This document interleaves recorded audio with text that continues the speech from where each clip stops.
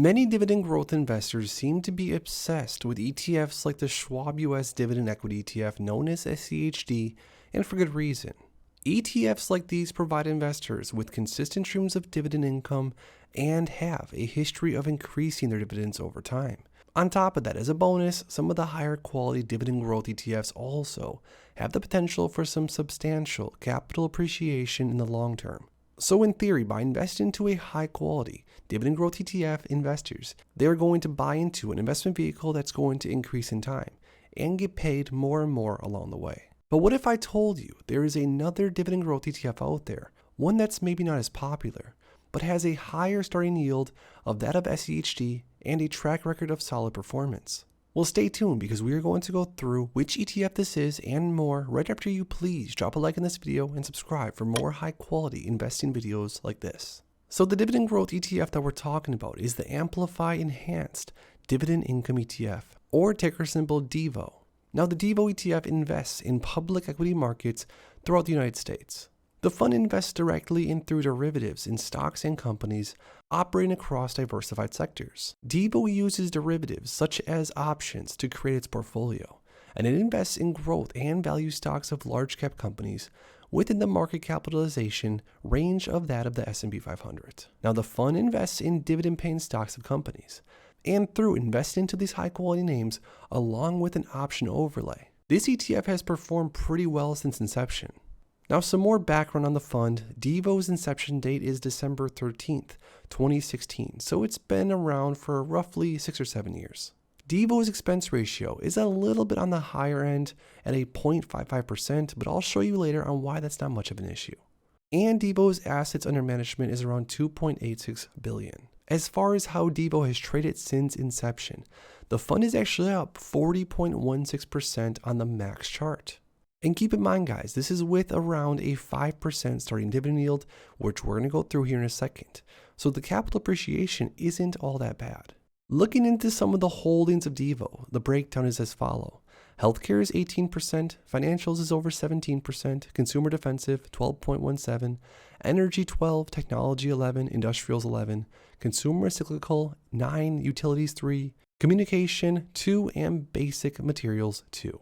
And as far as DIVO's top 10 holdings, some pretty good names in here. We have Microsoft, Procter & Gamble, Visa, United Health Group, McDonald's, Johnson & Johnson, Merck, JP Morgan, and Chevron, just to name a few. Now, as of right now, with the share price that DIVO is currently at, DIVO is offering a starting dividend yield of somewhere around 4.78%, which is much higher than you would really imagine for a fund that also has some pretty decent capital appreciation. DIVO's annual dividend is $1.69, and best of all, it's a monthly paying dividend ETF.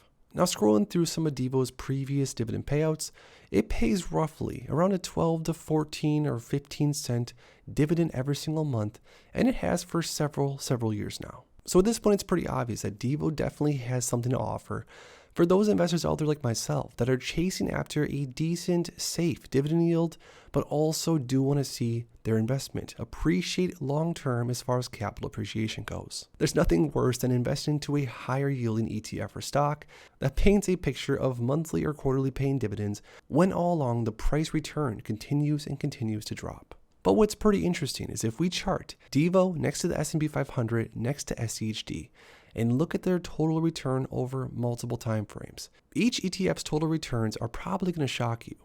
So over the last month, DIVO brought in minus 2.7%, S&P basically flat, and SCHD minus 5.07%. Over the last 6 months, DIVO basically flat, S&P up 5.38%, and SCHD down 7.58%. Now year to date, DIVO is basically flat. S&P is now up 8.7% and SCHD is down 6.21%. On the 1 year time frame, DIVO's up 3.7%, S&P's up 1.7%, and SCHD is still down 6.65%. On the 3 year time frame, now we have a little bit more time to work with and see what these funds have all actually done over a longer time scale. DIVO's brought in 48.28%, total return S&P 40.79, and SCHD 51.28. And finally, last of all, the 5 year time frame. DIVO 66.34%, S&P 52.8%, and SCHD 67.21%. So as you can see by looking at the different time frames, there's multiple times throughout the last 5 years or so where DIVOs actually outperformed the S&P 500 and even outperformed SCHD.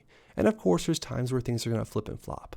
But my point is that really any of these three funds, in my opinion, SCHD, S&P 500, and DIVO, are all very, very decent, have a lot to offer.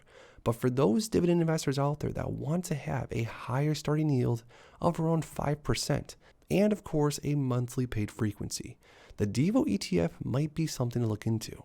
Now, when it comes to choosing which ETF an investor wants to buy into, why would an investor even choose to invest into a higher yielding ETF that might not have as much overall growth potential, but is in fact, for example, producing monthly paying dividends? Well, higher yielding ETFs are generally popular for a few of these reasons. For one, income generation. Many investors seek regular income from their investments. And of course, when it comes to generating higher amounts of income in the form of dividends, higher yielding ETFs like DIVO can provide investors with a source of income through the distribution of dividends right off the bat. Now keep in mind, like I said a second ago, when it comes to investing into higher yielding instruments in general, especially way higher yielding ETFs, things like JETB or even Q yield, investors are likely going to see much less capital appreciation, but instead they will see more cash flow, more dividends paid throughout the year. So for the investors out there that are interested in earning higher amounts of dividend income to maybe cover some of their bills, or if the investor is further down the line into their journey and closer to retirement, higher yielding ETFs are most likely going to be much more appealing to them.